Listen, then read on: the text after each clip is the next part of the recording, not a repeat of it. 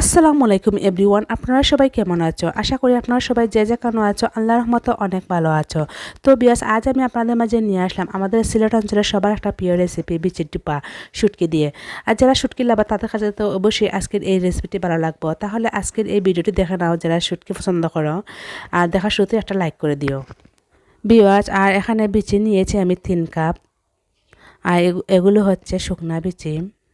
আর নিয়ে নিলাম লাঠি মাছের শুটকি। তো বেশ, তারপরে এগুলোকে ধুয়ে 2-3 বার ধুয়ে তারপরে পানি ঝরিয়ে নেব। তো বেশ, এদিকে আমি চলে একটা প্যান বসিয়ে প্রথমে আমি বিচিগুলো ভেজে নেব। আর বিচিগুলো ভালো করে ভাজতে হবে, এতে করে খেতেও ভালো লাগবে। তো বেশ, আর বিচিগুলো আমি ভেজে নিয়েছি, তারপরে পানি দিয়ে বিচিগুলো সিদ্ধ করে নেব অফ ক্যামেরায়।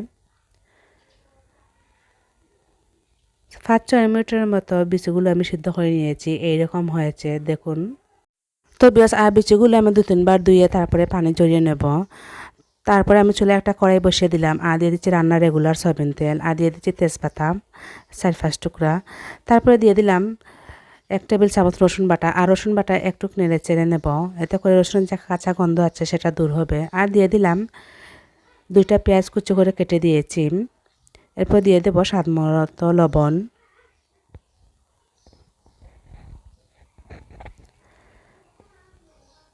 তো বেশ, এ পর্যায়ে দিয়ে দেবো আমি 1 কাপ পেঁয়াজ বাটা। আর পেঁয়াজ বাটাও একটু নেড়েছে একটু সময় নিয়ে কষিয়ে নেব। তো পেঁয়াজও কষিয়ে নিয়েছে, আর দিয়ে দিলাম 1/2 টেবিল চামচ হলুদ গুঁড়ো, 1/2 টেবিল চামচ ধনিয়া গুঁড়ো, 1/2 টেবিল চামচ মরিচ গুঁড়ো।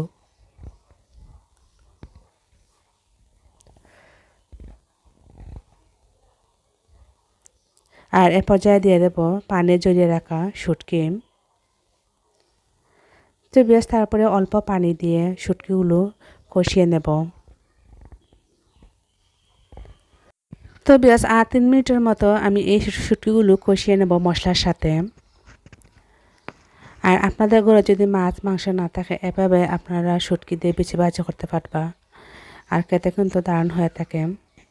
আর যারা কখনো ট্রাই করেনি অবশ্যই ট্রাই করবা, আশা করি আপনাদের কাছেও ভালো লাগবে। তো আর এই খাবারটা বলতে পারে আমাদের সিলেট অঞ্চলের সবার একটা প্রিয় খাবার। আর সেটাকে আমরা ডুফা বলি অথবা খড়খড়ি। তো এ পর্যায়ে দিয়ে দিলাম আমি একটা টমেটো কেটে দিয়েছি, আর 7-8টা কাঁচামরিচ দিয়ে দিলাম। তো আর 3 মিনিটের মতো আমি কষিয়ে নিয়েছি শুটকিগুলো। এ পর্যায়ে দিয়ে দেবো সিদ্ধ করে রাখা বিচিগুলো।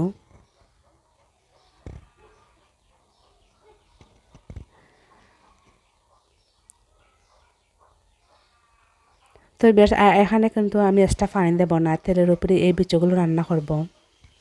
আগুন লোহাচে রেখে 5-6 মিনিটের মতো এই বিচিগুলো আমি রান্না করে নেব। তো আশা করি আপনাদের মাঝে আজকের এই রেসিপিটি আপনাদের মাঝে সহজভাবে দেখাতে পেরেছি, আপনাদের কাছে ভালো লেগেছে। আর ভালো লাগলে অবশ্যই আমার চ্যানেলটা সাবস্ক্রাইব করে রাখবা, এতে করে আমি নতুন ভিডিও যখন আপলোড করব সবার আগে আপনাদের মোবাইলে চলে যাবে। তো আর একটা লাইক করে দিবা, এতে করে ভিডিও বানাতে অনেক আগ্রহ বাড়ে। তো আর এ পর্যায়ে আমি রান্না করে নিয়েছি। আর নামানোর আগে আপনারা অবশ্যই ধনেপাতা দিয়ে নামিয়ে নিবা, আর আমার হাতের কাছে ছিল না তাই দিতে পারলাম না। তাহলে আজকের মতো এখানে বিদায়, আবারও আপনাদের মাঝে কোনো এক রেসিপি নিয়ে আসবো।